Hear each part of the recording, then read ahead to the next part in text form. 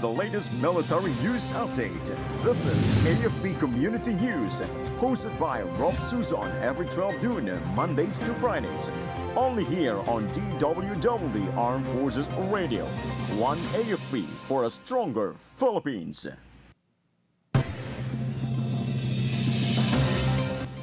AFP monitors nearly 13,000 vessels in Philippine waters in July. Philippine Navy allots 218 million pesos for warship ammunition. India grants free e-visas to Filipinos.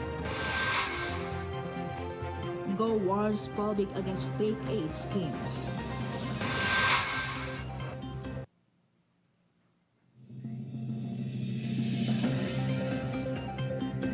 Hello to everyone, special to our troops at Camp Emilio Ginaldo in Quezon City. Today is Wednesday, August 6, and this is AFP Committee News, your source for the updates on the armed forces and other developments across the country. I am Rofh Suzon-Abay here to bring you today's stories. DWDD Armed Forces News. For the brief overview of our news, the Armed Forces of the Philippines reported that it monitored 12,996 local and foreign vessels within the country's exclusive economic zone in July. AFP spokesperson for the West Philippine Sea, Rear Admiral Roy Vincent Trinidad said, this figure includes 10,782 foreign and 2,214 local vessels, with 46 belonging to China's Coast Guard and Navy. He noted the slight drop from June's 49 Chinese vessels as negligible, possibly due to maintenance schedules. Rear Admiral Trinidad emphasized the AFP's continued vigilance and ability to respond to any unauthorized presence in Philippine waters. DWDD Armed Forces News. The Philippine Navy has earmarked over 218 million pesos for the purchase of 1,900 rounds of 76mm high explosive ammunition to arm its modern warships. According to the Philippine Navy, the winning bidder must deliver the rounds within 400 days about receipt of the notice to proceed. The funding comes from the 2025 General Appropriations Act under their maintenance and other operating expenses.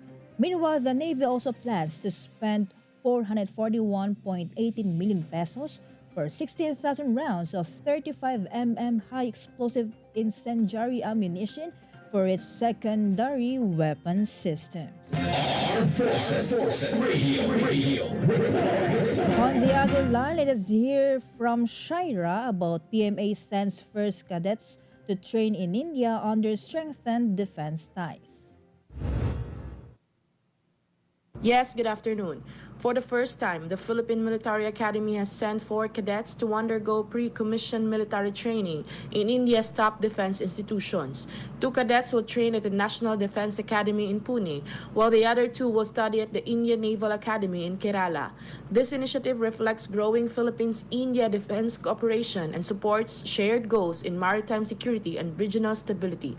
The program offers world-class military education and cultural exchange to prepare future armed forces of the Philippines leaders. This is Shai Rivera reporting for AFP Community News, one AFP for a stronger Philippines. Thank you, Shaira. DWDD Armed Forces News. The local amnesty board of Catbalogan City has approved 14 additional amnesty applications from former CPP and PANDF members. These applications will be submitted to the Office of the President, which holds the sole authority to grant or deny amnesty. Lab Catbalogan has now endorsed a total of 93 applications under Amnesty Proclamation 404. Meanwhile, the National Bureau of Investigation Samar District Office expressed its support for the program and requested an orientation to assist in verifying applicants' eligibility.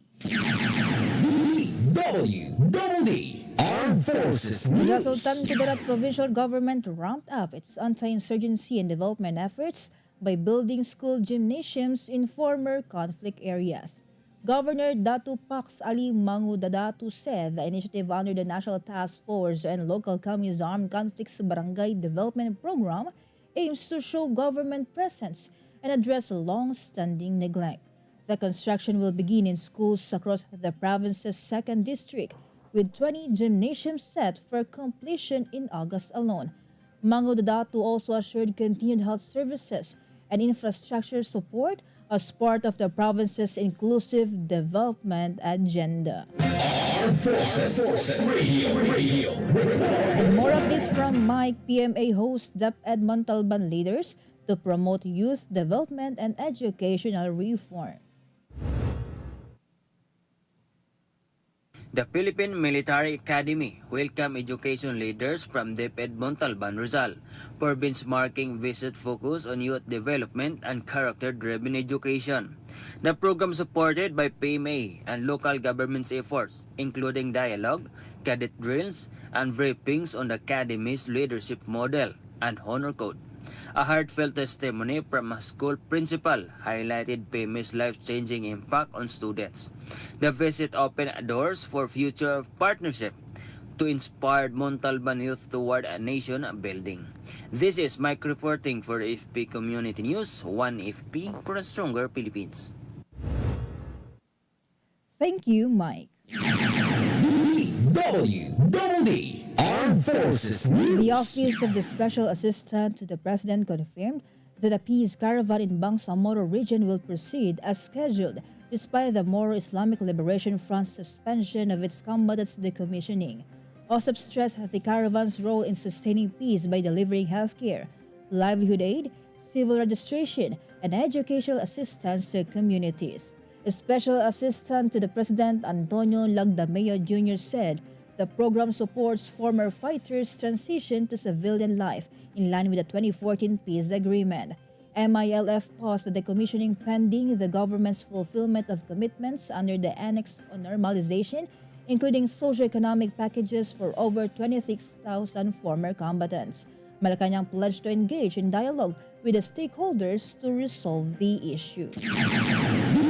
DWDD National And now News. for our national news, India's Prime Minister Narendra Modi announced that electronic visas for Filipino tourists visiting India will now be free. The said development came after the bilateral meeting with Philippine President Ferdinand Marcos Jr. In a translated message, Indian government welcomed the Philippines' decision to grant free visa entry to Indian tourists, and India has also decided to provide free e-visa facility to tourists from the Philippines. Meanwhile, President Marcos Jr. expressed gratitude to India's Prime Minister for the e-visa facility and welcomed the resumption of direct flights between the two countries. Armed Forces Radio. From our report on the ground, let us hear the report of Jim Boy about 77 IB conducts drug tests to ensure drug-free workplace. The 77 Infantry Dondir Battalion conducted a drug test for all its personnel at its headquarters in Barangay 15 Bisaya, Pintar, Ilocos Norte.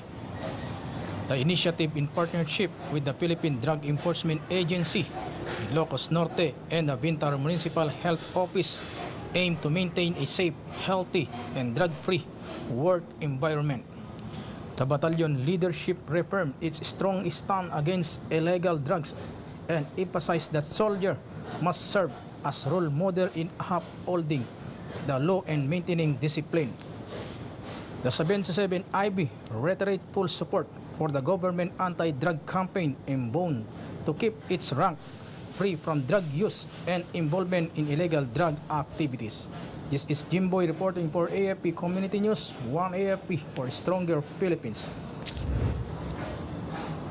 Thank you, Jim Boy. DWDD National News. The Philippines and India formally forged a strategic partnership in a bilateral meeting conducted yesterday, making way for strengthened ties and broader cooperation in various sectors. The establishment of the said partnership was included in the 13 documents exchanged during the bilateral meeting. According to President Ferdinand Marcos Jr., the partnership would strengthen cooperation in the areas that Manila had not fully explored with New Delhi before, including defense, trade and investment, health and tourism. Meanwhile, the meeting makes India the Philippines' fifth strategic partner, and the partnership declaration was accompanied by a plan of action covering 2025 to 2029. DWDD National News. President Ferdinand Marcos Jr. announced the recovery of direct flights to India during a meeting with the Filipino community at the Taj Mahal Hotel in New Delhi. He said that the administration is bridging and facilitating travel and people-to-people ties between the two nations. Marcos added that the country is determined to expand the direct flights to other carriers and to link more Philippine and Indian cities.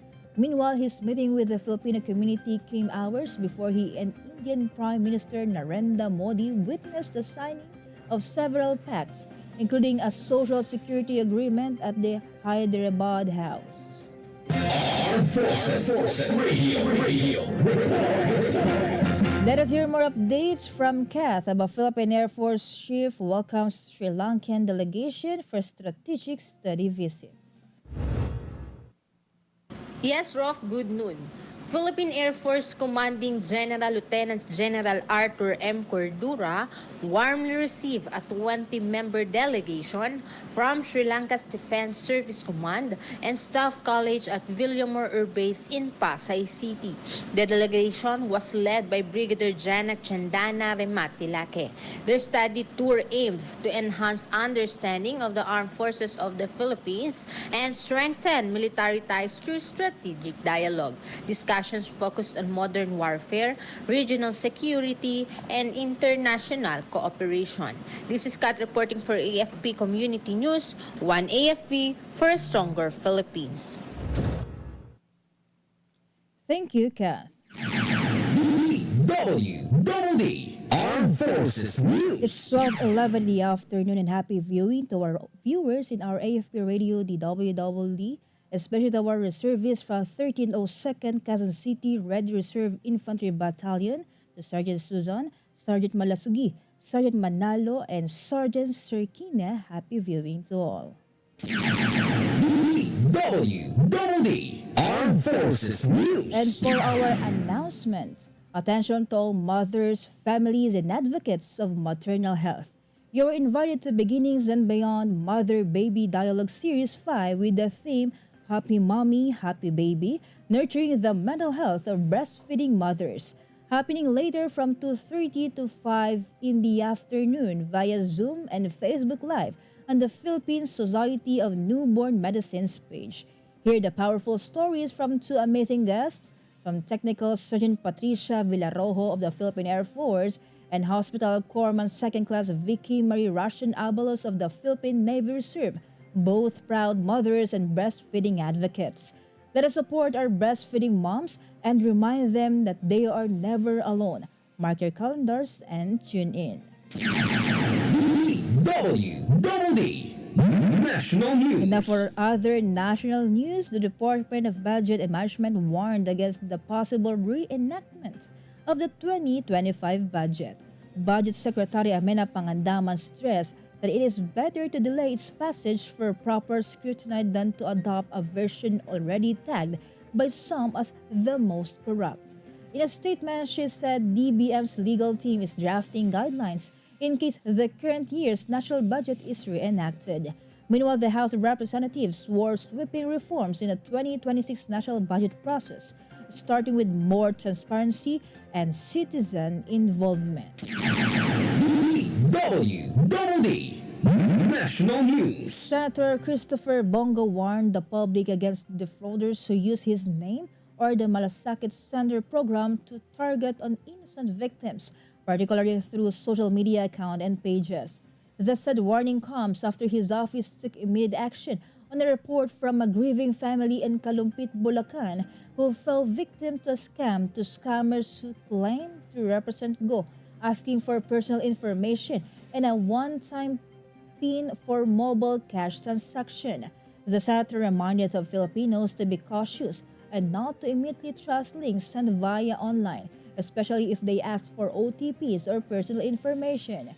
Meanwhile, Go cautioned the public that legitimate government assistance, including the assistance from the Malasakit Centers program, is never processed through personal social media accounts or by requesting sensitive information, especially OTPs. Armed Forces Radio Report. Let us hear from Meljoy of First Year G about AFP strengthens territorial defense through CABEX in Kalinga. Yes, Rofh, the 503rd Infantry Peace and Justice Brigade conducted a combined arms brigade exercise in the immediate vicinity of barangays Liwan West, Liwan East, Santor, and Romualdez in Rizal, Kalinga.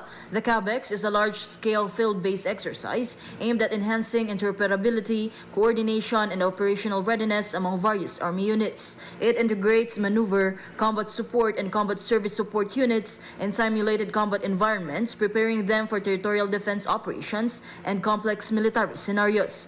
Governor James S. Eduba of Kalinga expressed support for the Philippine Army's commitment to readiness and national security, particularly highlighting the importance of synergy between the military and local government units. He also acknowledged the role of the armed forces in maintaining peace and contributing to development efforts not only in the Cordillera Administrative Region but in the entire nation. The multi-day activity involved field training exercises, simulated combined arms operations, and civil military engagements aimed at building stronger partnerships with local communities. These engagements also served as platforms to raise awareness about disaster preparedness and community resilience. The Combined Arms Brigade exercise also aligns with broader peace and development objectives by demonstrating the professionalism, preparedness, and people-centered approach of the armed forces in addressing both external threats and local concerns.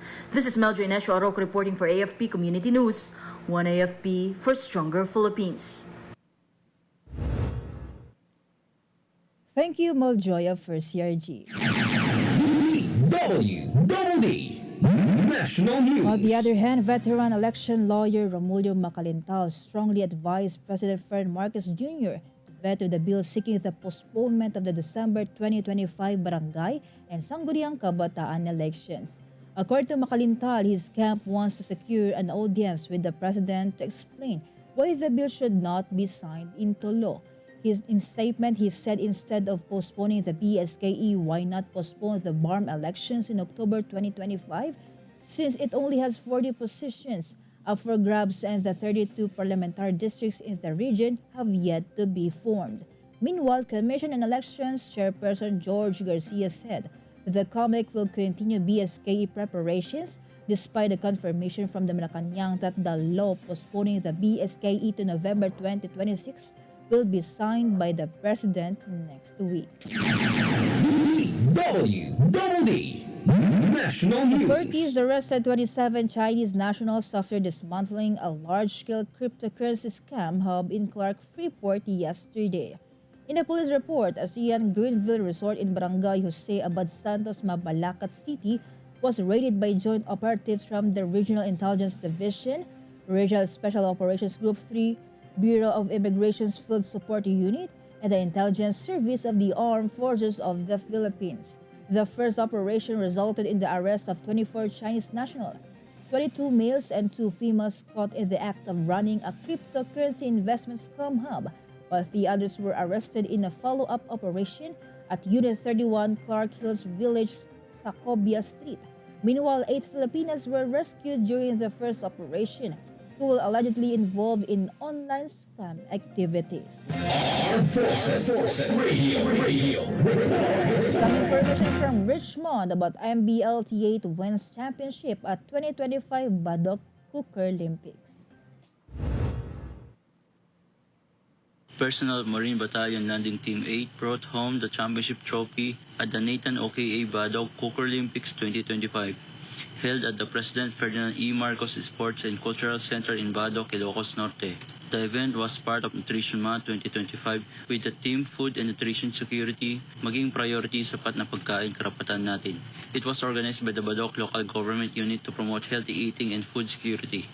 Marine Battalion Landing Team 8 win reflects its dedication not only to national defense but also to community engagement and public health advocacy. This is Mon reporting for AFP Community News, 1 AFP for a stronger Philippines. Thank you, Richmond. DWDD National News. Meanwhile, Senator Mark Villar filed a resolution seeking for an investigation into the soaring domestic airline tickets. According to Villar, the soaring ticket prices were predatory and not only unreasonable but have become barriers for ordinary Filipinos, especially those traveling for work or to visit family. The resolution filed by Villar contrasts the domestic fares with current international rates, which appears significantly more affordable. Meanwhile, as author of the Magna Carta of Commuters, Villar highlighted that these moves support his broader advocacy for the rights of passengers and affordable, inclusive transportation. DWDD National News. Parañaque's 2nd District Representative Brian Raymond Yamsuan filed a bill seeking comprehensive health insurance coverage for public school teachers through a health maintenance organization or HMO. According to Yamsua, the House Bill number 2579 or the proposed HMO for DepEd Personnel Act, which is approved by Congress and signed into law, aims to have public school teachers cope with the rigorous demands of teaching. Under the HB number 2579, the Department of Education will be tasked to procure a contract with a HMO provider to give services to its personnel. Meanwhile, the HB number 2579 is in line with President Ferdinand Marcos Jr.'s commitment to address the problems affecting the country's education system, including the consideration for the welfare of public school teachers. DWDD National The News. Department of Health announced the launching of a human immunodeficiency virus awareness campaign targeting the corporate sector or private companies. The said launching began this week with the DOH teams visiting several business process outsourcing or BPO companies in Philinvest Corporate City, Alabang, Muntinlupa City, a major workplace hub in Metro Manila. DOH's campaign included the lectures on adhering to antiretroviral therapy for those who test positive, handing over free condoms and lubricants, HIV testing, and pre-exposure prophylaxis. Meanwhile, the DOH also announced that there are 305 designated HIV care facilities nationwide that offer prevention seminars, testing, counseling, and treatment services for people living with HIV. DWDD Armed Forces News. And that concludes today's broadcast, and thank you for tuning in, especially to our audience on AFP Radio, DWDD's Facebook page. Be sure to join and catch us again tomorrow for more stories and updates, same time and same station. Once again, this is Rofh Suzon-Abay for AFP Community News, one AFP for a stronger Philippines. Behold the latest military news update. This is AFP Community News, hosted by Rofh Suzon every 12 noon, Mondays to Fridays. Only here on DWDD Armed Forces Radio. One AFP for a stronger Philippines. Ito ang DWDD 1134 kHz AM. Balita, impormasyon at musika. Ito ang DWDD AFP Radio. Boses ng Kawal Pilipino. Kayo ay nakatutok sa DWDD AFP Radio. Kami po ay kasapi ng KBP, Kapisanan ng mga Broadcaster ng Pilipinas.